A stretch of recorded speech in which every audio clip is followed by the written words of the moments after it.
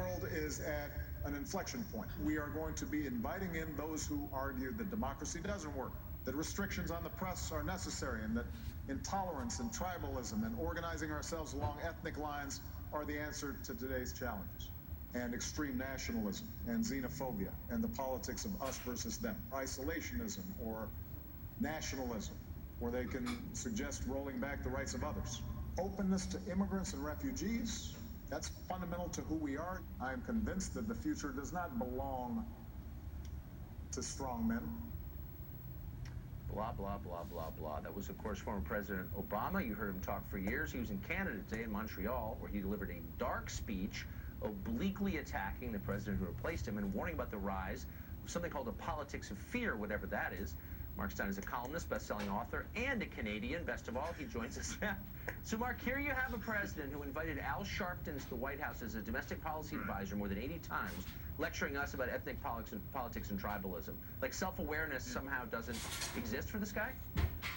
No, he always does this bloodless Mr. Spock routine that everyone else is motivated by emotions and opinions, and he is the only one who uses reason and logic.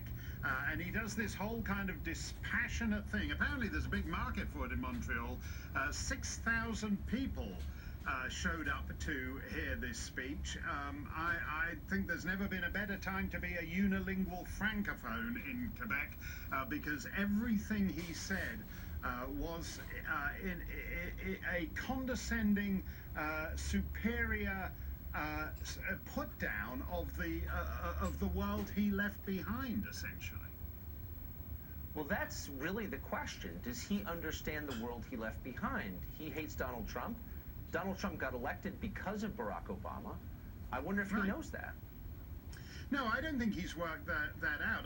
It's interesting to me that his great theme is that America has turned inward and it's become nationalistic and isolationist and turned away from the world.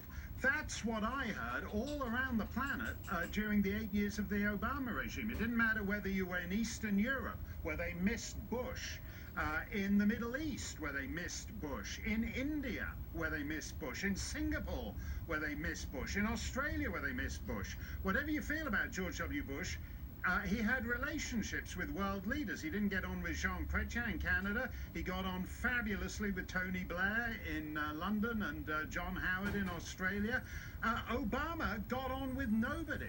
Not the Gulf monarchies, the Saudi king, not Eastern European prime ministers, not British prime ministers.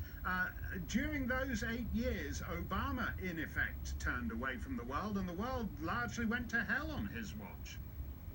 It's just the internal contradictions in the speech are so overwhelming. He says, look, tribalism and nationalism are dangerous, but we need a lot more immigrants and refugees. If you wanted to create nationalism, it seems to me you would do what Obama did for 8 years.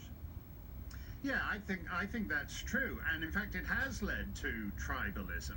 And that's a very good way of putting it. And in fact, the Democrat Party, what is identity politics, which was the strategy that cost Hillary Clinton the election?